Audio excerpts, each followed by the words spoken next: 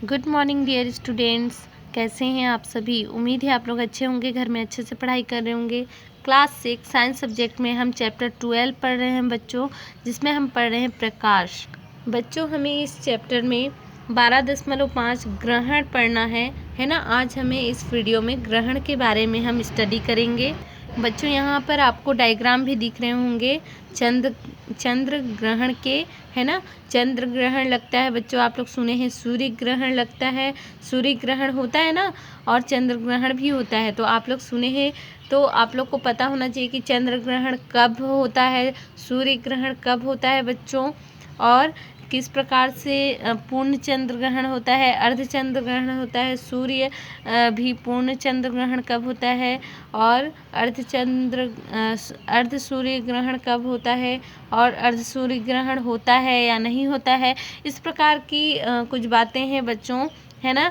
तो हम ग्रहण में आज स्टडी करेंगे बच्चों इसके बारे में, और कैसे ग्रहण जब होता है तो किस प्रकार से हमारा चंद्रमा, पृथ्वी, सूर्य कौन से तल में होते हैं। तो आइए देखते हैं। हम प्रतिदिन पृथ्वी के तल पर कई वस्तुओं की छाया बनते देखते हैं। तो बच्चों देखते हैं हम छाया बनते, जब हम रहते हैं पृथ्वी के तल में तो क्या होता है, हम पृथ्वी पर रहते हैं और बहुत अधिक प्रकाश होती है। तो जहाँ पर प्रकाश हमारे द्वारा नहीं पड़ती है ना, हमारे कारण, क्योंकि हम पारदर्शी तो नहीं है ना, तो क्या होती है, कुछ प्रकाश को हम रोक लेते हैं, हमारे तक पड़ने के बाद वो प्रकाश दूसरे हिस्सों में नहीं दिखाई देती है।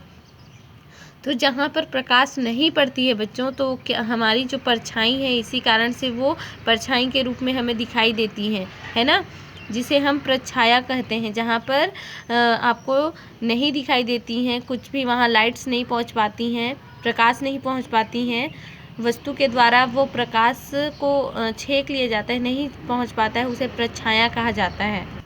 और जहाँ पर थोड़ी बहुत प्रकाश भी पहुँच रही है बच्चों, और जो प्रकाश है वो थोड़ी बहुत ही मात्र पहुँच रही है, और बाकी वहाँ पर वस्तु के द्वारा बच्चों जो नहीं पहुँच पा रहा है प्रकाश, उसके कुछ हिस्से, है ना, और कुछ लाइट्स पहुँच पा रही हैं उसके कुछ हिस्से। इस प्रकार के जो लाइट्स थोड़ी बहुत पहुँचती है बच्चों, तो उसे हम कहते हैं उपछाया। और प्रछाया जहाँ बिल्कुल भी प्रकाश नहीं पहुँचती है, उसे हम प्रछाया कहते हैं। तो बच्चों यहाँ पर हम किसके बारे में पढ़ रहे हैं, प्रछाया और उपछाया। आपको समझ में आ गया, ठीक है। हम पिछले वीडियो में पढ़ चुके हैं बच्चों, एक बार और देख लेते हैं। यहाँ आप लोग डायग्राम के द्वारा देखिए, छाया तथा उपछाया का बनना।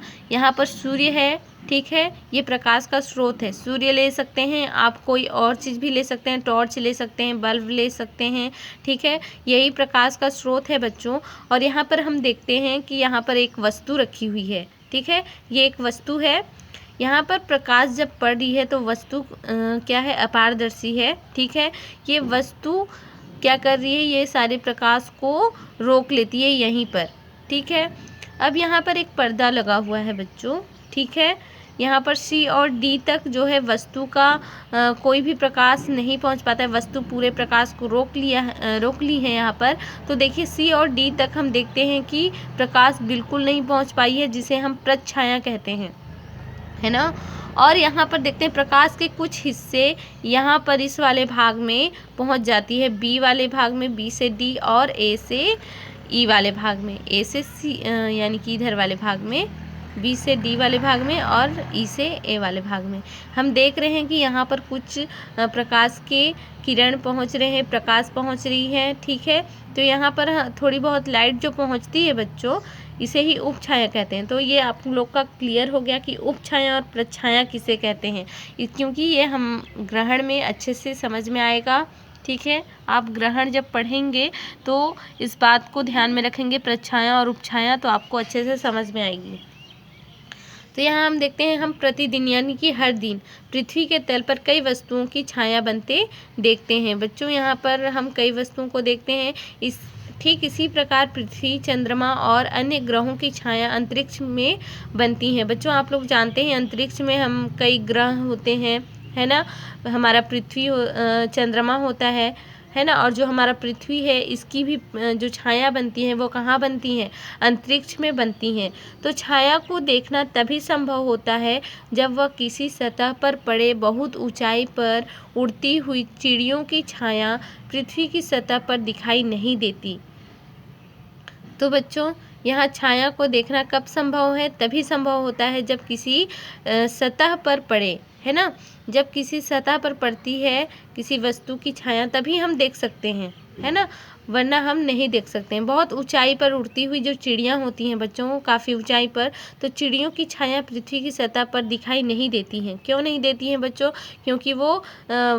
क्योंकि चिड़ियों की छाया पृथ्वी की सतह से पर्याप्त ऊंचाई पर होती है और उपछाया भी पृथ्वी की सतह तक नहीं आती हैं। जो थोड़ी बहुत उपछाया होती है बच्चों वो भी नहीं आती हैं। आप समझते हैं उपछाया और प्रछाया अभी हमने पढ़ा। जो थोड़ी बहुत उपछाया जो हल्की सी आती हैं, छाया हल्की हल्की दिखाई देती हैं क्योंकि लाइट्स भी वहाँ तक पहुँच रही हैं। पूरी प्रछाया हमें मतलब पूरी वो छाया नहीं दिखाई देती हैं, तो उपछाया भी नहीं दिखाई देती हैं। जो चिड़िया ऊपर में उड़ते हैं बच्चों उनकी उपछाया भी पृथ्वी तक नहीं पहुँच पाती हैं। क्यों नहीं पहुँच पाती हैं ये आपको पता है, क्योंकि चिड़िया अधिक ऊंचाई पर होती हैं, पर्याप्त ऊंचाई पर होती हैं, इसलिए उनकी उपछाया भी पृथ्वी के तल तक नहीं पहुँच पाती हैं।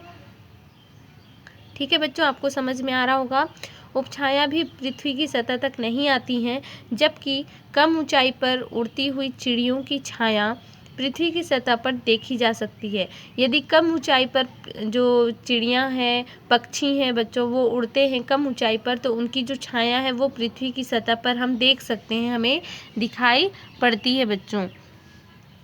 पूर्णिमा की रात, आप लोग पूर्णिमा अमावस्या के बारे में भी सुन चुके हैं बच्चों। पूर्णिमा होती है, अमावस्या होती है ना।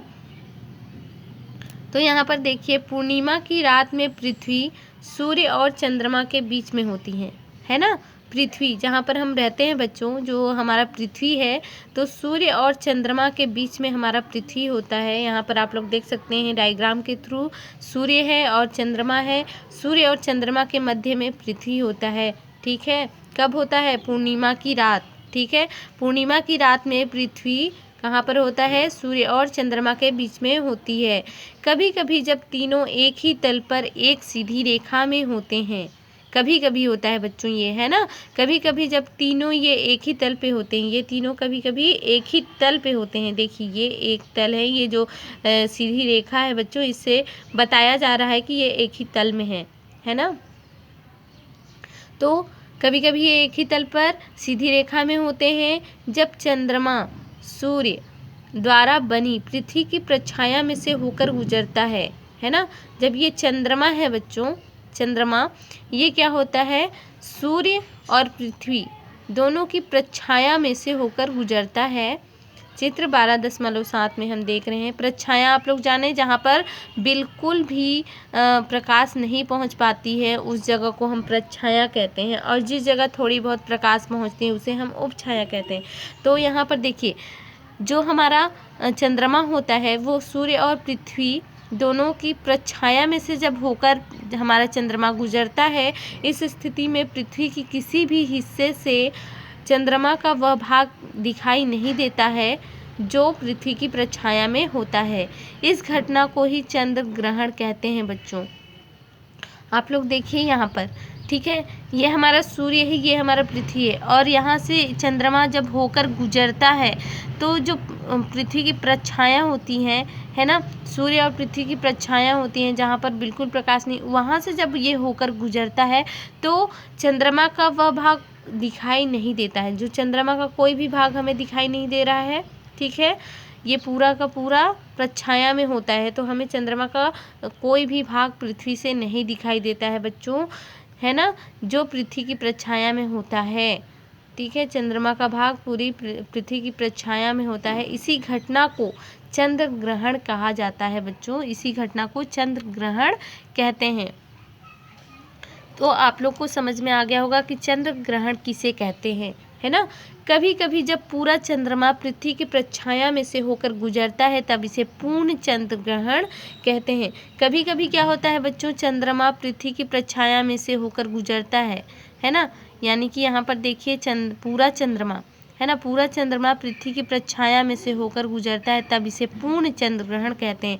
तो ये वाला जो पार्ट्स है बच्चों, ये पूर्ण चंद्र ग्रहण हुआ है। इस बात को यहाँ पर दर्शाया गया है कि ये यहाँ पर पूर्ण चंद्र ग्रहण हुआ है। ठीक है, जब चंद्रमा का कुछ हिस्सा पृथ्वी की प्रच्छाया में से गुजरता है ना, यानी कि जब चंद्रमा का कुछ ही हिस्सा, यहाँ पर देखते हैं हम चंद्रमा के सिर्फ कुछ हिस्से दिखाई दे रहे हैं, है ना, कुछ हिस्से प्रच्छाया और कुछ हिस्से उपछाया, इस प्रकार से दिखाई दे रहे हैं बच्चों। तो यहाँ पर देखते हैं कि चंद्रमा का कुछ हिस्सा पृथ्वी की प्रच्छाया में से गुजरता है तब यह खंड चंद्र ग्रहण कहलाता है ना। इसे कौन सा चंद्र ग्रहण कहते हैं बच्चों? खंड चंद्र ग्रहण कहलाता है ये। अमावस्या के दिन चंद्रमा सूर्य और पृथ्वी के बीच में होता है। अमावस्या के रात में क्या होता है बच्चों? अमावस्या के दिन जो चंद्रमा है सूर्य और पृथ्वी के बीच में होता है ना। यहाँ पर हम देखते हैं कि सूर्य और चंद्रमा के बीच में पृथ्वी है, पर किस दिन? पूर्णिमा के दिन। ठीक है, तो पूर्णिमा के दिन बच्चों कौन सा ग्रहण लगता है? चंद्र ग्रहण लगता है। और सूर्य ग्रहण कब लगता है बच्चों? अमावस्या, है ना, अमावस्या के दिन। तो देखिए यहाँ अमावस्या के दिन क्या होता है, जो चंद्रमा है वो सूर्य और पृथ्वी के बीच में होता है, मध्य में होता है। सूर्य और पृथ्वी के मध्य होता है। कभी कभी जब तीनों एक ही केंद्र पर, एक ही तल पर, एक सीधी रेखा में होते हैं तब चंद्रमा द्वारा सूर्य का कुछ हिस्सा ढक लिया जाता है। तब क्या होता है, चंद्रमा के द्वारा सूर्य के कुछ हिस्सा ढक लिया जाता है।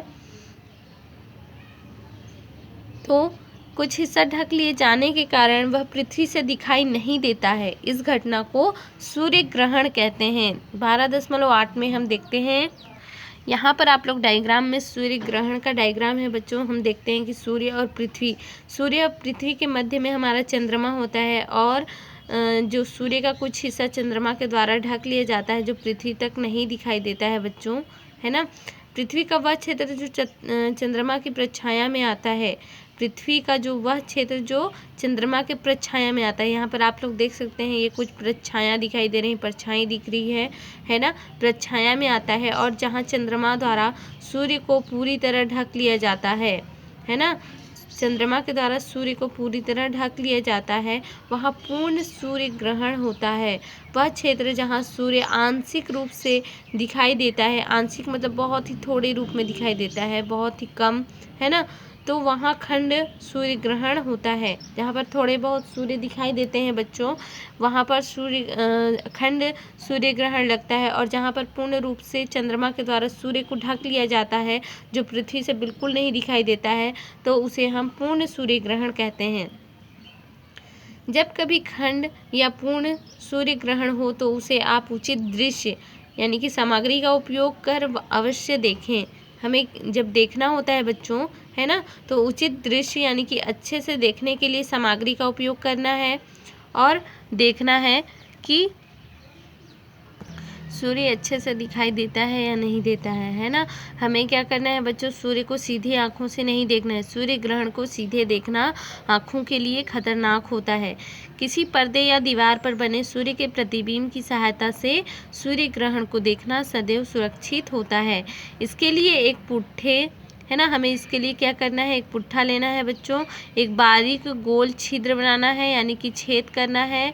और अब इसे सूर्य की किरणों के लंबवत रखते हुए सूर्य की ओर पीठ करके दीवार पर सूर्य का प्रतिबिंब देखें। इसे दूरदर्शन के सीधे प्रसारण द्वारा भी देख सकते हैं। तो बच्चों हमें क्या करना है, हमें एक फुट्टा लेना है, उस फुट्टे में हमें छेद करना है यानी कि छिद्र बनाना है और उसे सूर्य के किरणों के लंबवत में रखना है ना। लंबवत यानी कि जिधर से सूर्य की किरण आ रही है उसी के मार्ग में हमें इस लंबवत रखना है। और हमारी जो पीठ है वो किस ओर होनी चाहिए, सूर्य की किरण जिधर सूर्य है उस ओर होनी चाहिए हमारी पीठ, और इस ओर दीवार होना चाहिए जहाँ पर हम जो बारीक गोल छिद्र बनाए हुए हैं पुट्ठे पर उसे रखे हैं। और वहाँ से हमें उस दीवार पर, उस पर्दे पर हमें देखने की कोशिश करना है कि सूर्य ग्रहण किस प्रकार से लगता है, कैसा दिखाई दे रहा है। ठीक है, अब देखते हैं बच्चों 12.6 प्रकाश का परावर्तन। हम परावर्तन के बारे में पढ़ चुके हैं बच्चों, ठीक है, पिछले कक्षाओं में भी पढ़ चुके हैं। यहाँ पर हम देखते हैं, आप जानते हैं कि प्रकाश सरल रेखा में गमन करता है। गमन करना मतलब आप लोग समझते हैं बच्चों, जो प्रकाश है वो सीधी रेखा में गति करता है ना। गति करना, गमन करना एक ही बात है। तो प्रकाश सीधी रेखा में गमन करता है, सरल रेखा में गमन करता है। सीधी रेखा मतलब सरल रेखा, ठीक है। जो इस प्रकार से एकदम सीधी रेखा में चलता है बच्चों, उसे हम सरल रेखा कहते हैं। और जो इधर उधर टेढ़ा मेढ़ा इस प्रकार से चलता है, उसे हम सरल रेखा या फिर सीधी रेखा नहीं कहते हैं, है ना। तो प्रकाश हमारा इस प्रकार से जो सर्पीला आकार होता है उस प्रकार से भी नहीं चलता है। प्रकाश सिर्फ सरल रेखा में यानी कि सीधी रेखा में गमन करता है, गति करता है, ठीक है। क्या हम प्रकाश की दिशा को परावर्तित कर सकते हैं? सोचिए, प्रकाश जब किसी चमकदार सतह पर पड़ता है तो क्या होता है? बच्चों हम पढ़ चुके हैं, जब प्रकाश किसी चिकनी सतह पर पड़ता है ना, तो हमेशा प्रकाश क्या होता है? परावर्तित हो जाता है, अपने मार्ग से विचलित हो जाता है, ठीक है। देखिए, हम सभी घरों में दर्पण का उपयोग करते हैं बच्चों, करते हैं हम दर्पण का उपयोग, है ना। मिरर का उपयोग हम करते हैं, क्योंकि दर्पण की सतह चमकदार होती है ना, चमकदार होती है। दर्पण की जो सतह होती है बच्चों, वो कैसी होती है? चमकदार होती है। तो बच्चों यहाँ पर हम देखते हैं कि किस प्रकार से मिरर होती है, और मिरर में जब प्रकाश पड़ती है, यानी कि दर्पण में जब प्रकाश पड़ती है और दर्पण चिकनी सतह होती है बच्चों, तो परावर्तित हो जाती है। तो आइए देखते हैं, हम सभी घरों में दर्पण का उपयोग करते हैं, क्योंकि दर्पण की सतह चमकदार होती है तथा वह अपने ऊपर पड़ने वाले प्रकाश की दिशा को परावर्तित कर देती है। प्रकाश की दिशा में परिवर्तन के कारण ही हम अपना चेहरा दर्पण में देख पाते हैं। तो बच्चों क्या होता है? प्रकाश मिरर में पड़ती है, दर्पण में पड़ती है, और दर्पण में पड़ने के बाद प्रकाश क्या होती है? परावर्तित हो जाती है। तो परावर्तित होकर हमारे आँखों में पड़ती है, और फिर हम अपने आप को दर्पण में देख पाते हैं। हम कह सकते हैं कि जब प्रकाश किसी चमकदार सतह से टकराता है तो प्रकाश की दिशा परावर्तित हो जाती है। इस घटना को प्रकाश का परावर्तन कहते हैं। सोचिए, स्थिर जल में आप अपना चेहरा क्यों देख पाते हैं? बच्चों, जहाँ पर जल स्थिर होता है यानी कि रुका हुआ होता है, तो हम वहाँ भी अपना चेहरा देख पाते हैं। तो इसी कारण से देख पाते हैं। जब पानी का जो तल होता है बच्चों, है ना, वहाँ पर प्रकाश पड़ती है, और प्रकाश पड़ने के बाद वो भी रिफ्लेक्ट हो जाती है, यानी कि परावर्तित हो जाती है। तो हमें वह जो हमारा चेहरा है वो दिखाई देता है पानी में भी। तो जल की सतह भी दर्पण की भांति कार्य कर सकती है तथा प्रकाश के मार्ग को बदल सकती है। तो बच्चों हम यहाँ पर देखते हैं कि जो प्रकाश का मार्ग होता है वो बदल जाता है, ठीक है। इसे हम और भी अच्छे से समझ सकते हैं। मान लो हमारा ये दर्पण है बच्चों, है ना, ये दर्पण है। इस प्रकार से ये पीछे वाला भाग है, और सामने वाला भाग क्या होता है? हमारा चिकना होता है। तो प्रकाश से जब सूर्य की किरण आती है बच्चों, इस प्रकार से बहुत सारी किरण आती हैं, सूर्य की किरण आती हैं, तो ये क्या होती है? ये अपने प्रकाश जब ये चिकनी सतह पर पड़ती है, तो जो ये सूर्य की किरण होती है वो रिफ्लेक्ट हो जाती है, परावर्तित हो जाती है, और इसकी दिशा बदल जाती है ना। इसकी दिशा किस ओर है बच्चों? इस ओर है, तो इसी ओर रिफ्लेक्ट होना चाहिए, पर नहीं, ऐसा नहीं होता है। क्या होता है? जब वो चिकनी सतह पर पड़ता है, जब प्रकाश किरण किसी चिकनी सतह पर पड़ती है, तो वो अपने मार्ग से विचलित हो जाती है, परावर्तित हो जाती है, मतलब अपने जो किरण है उसकी दिशा को वो परावर्तित कर देते हैं। प्रकाश की जो किरण की दिशा है बच्चों, उसे परिवर्तित कर देती है। तो इस प्रकार से परिवर्तित आप लोग देख सकते हैं, दूसरी ओर परिवर्तित हो गई। तो ये पानी में भी होता है बच्चों, ये किसी भी चिकनी सतह पर होता है ना। खासकर दर्पण में ऐसा आप लोग देख सकते हैं, जो सबके घरों में पाया जाता है, और इसी कारण से हम अपने आप को देख पाते हैं बच्चों। अब हम देखते हैं क्रियाकलाप 6। क्रियाकलाप 6 के द्वारा हम समझेंगे। तो आवश्यक सामग्री में हम 2 समतल दर्पण लेंगे बच्चों, सफ़ेद एवं काला कागज़ लेंगे, गोंद तथा ब्लेड। गोंद आप सभी जानते हैं, है ना, किसी भी चीज़ को चिपकाने का काम आता है। ब्लेड लेंगे और दर्पण कितना लेंगे, 2 लेंगे। समतल दर्पण कितना लेंगे बच्चों, 2 लेंगे। सफ़ेद कागज़ भी लेंगे और काला कागज़ भी लेंगे। तो देखिए, एक समतल दर्पण लीजिए, इसके कांच को चित्र 12.9 क में दिखाए अनुसार काले रंग के ऐसे पेपर से ढक दीजिए जिसमें 3 झिरियाँ स्लिट बनी हो। झिरियाँ आप लोग जानते हैं, हम पढ़ चुके हैं बच्चों कि इस प्रकार से मान लो दर्पण है, इस पे मान लो हम काला कागज़ किए हुए हैं। ठीक है, ये काला कागज़ लगा हुआ है, इस प्रकार से काला कागज़ लपेटे हुए हैं, है ना।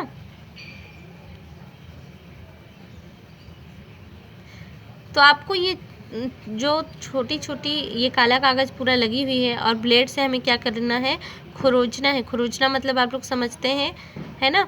ये जो पूरी हम इसे ब्लैक पेपर पर ये पूरा था, है ना, पर जब हम खुरोचते हैं, है ना, खुरचन लगाते हैं, तो ये जो वाइट वाले भाग जो दिखाई दे रहे हैं ये मिरर के हैं, ये जो हम इस प्रकार से खुरचन लगाए हैं, खुरचन के बाद हम देखते हैं ये जो वाइट वाले हिस्से दिखाई देते हैं, सफ़ेद हिस्से दिखाई देते हैं, इसी को हम झिरिया कहते हैं। ठीक है बच्चों, तो आप लोग समझ गए होंगे कि झिरिया या फिर स्लिट कैसी बनी होती है, कैसा दिखाई देता है। अब एक सफ़ेद कागज़ को लेकर उसे किसी समतल सतह पर रखें। हमें एक सफ़ेद कागज़ भी लेना है और सफ़ेद कागज़ को लेकर हमें क्या करना है, उसे एक समतल सतह पर रखना है जहाँ पर सतह समतल हो। समतल मतलब आप लोग समझते हैं कि समतल कैसा होता है, जहाँ पर बहुत ही बराबर जगह होती है, समतल जगह होती है, उस हिस्से पे यानी कि समतल जगह पर हमें रखना है बच्चों सफ़ेद कागज़ को। झिरी वाला हिस्सा सूर्य के प्रकाश की ओर रहे, है ना। जो झिरी वाला हिस्सा है वो सूर्य की प्रकाश की ओर रहना चाहिए। इस किरणों के मार्ग में दूसरा समतल दर्पण इस प्रकार रखें कि झिरी से टकराकर प्रकाश की किरणें इस दर्पण पर पड़े, है ना। हम 2 दर्पण लिए हैं बच्चों, तो एक झिरी वाला हिस्सा को रखना है इन किरणों के मार्ग में हमें दूसरा जो समतल दर्पण लिए हैं उसे भी रखना है। इस प्रकार रखना है कि झिरी से टकराकर प्रकाश की किरणें इस दर्पण पर पड़ना चाहिए, यानी कि जो दूसरा वाला समतल दर्पण है बच्चों उस पर वो प्रकाश की किरणें पड़ना चाहिए। तो हम चित्र 12.9 का ख में देखेंगे। आपने क्या देखा, क्या दर्पण अपने ऊपर पड़ने वाले प्रकाश की दिशा को परावर्तित कर देता है। जब प्रकाश की किरणें किसी चमकदार सतह से टकराती हैं तो प्रकाश की दिशा में परिवर्तन हो जाता है, इसे प्रकाश का परावर्तन कहते हैं। तो बच्चों आइए डायग्राम के थ्रू भी हम देखते हैं। यहाँ पर आप लोग देख रहे हैं बच्चों कि हम 2 समतल दर्पण लिए हुए हैं, है ना, लिए हैं यहाँ पर, और एक समतल दर्पण जो काला कागज़ से हम लपेटे हुए हैं, एक समतल दर्पण को हम यूं ही छोड़ दिए हैं।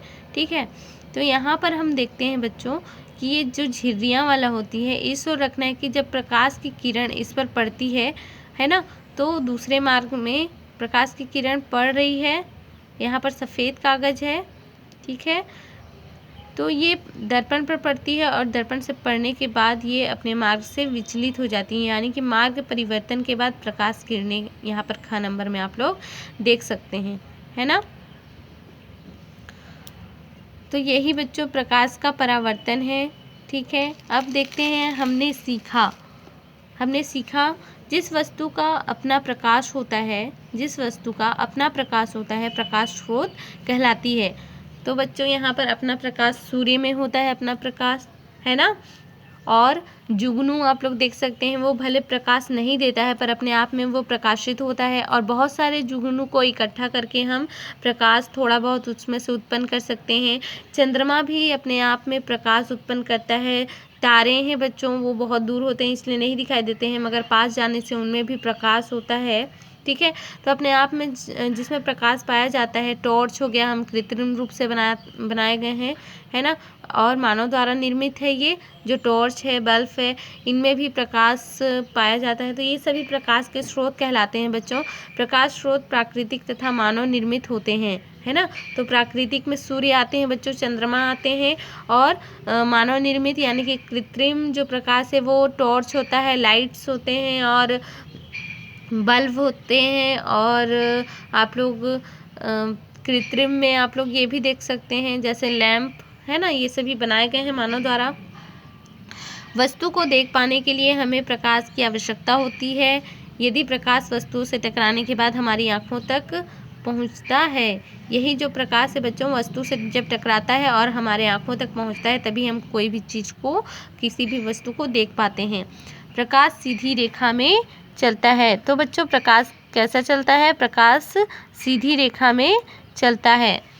प्रकाश की चाल 3 लाख किलोमीटर प्रति सेकंड होती है, यानी कि 1 सेकंड में बच्चों 3 लाख किलोमीटर दूरी तय कर लेता है प्रकाश, है ना। तो प्रकाश की चाल किस 3 लाख किलोमीटर प्रति सेकंड की चाल पर चलती है बच्चों। प्रकाश के पथ में अपारदर्शी वस्तु रखने पर वस्तु के दूसरी ओर का वह क्षेत्र जहां प्रकाश नहीं पहुंच पाता, पूर्ण छाया या फिर प्रछाया, तथा जहां कुछ भागों में प्रकाश पहुंचता है, उसे उपछाया कहते हैं। तो हम पढ़ चुके हैं बच्चों उपछाया, प्रछाया, आपको अच्छे से समझ में भी आ गई होंगी।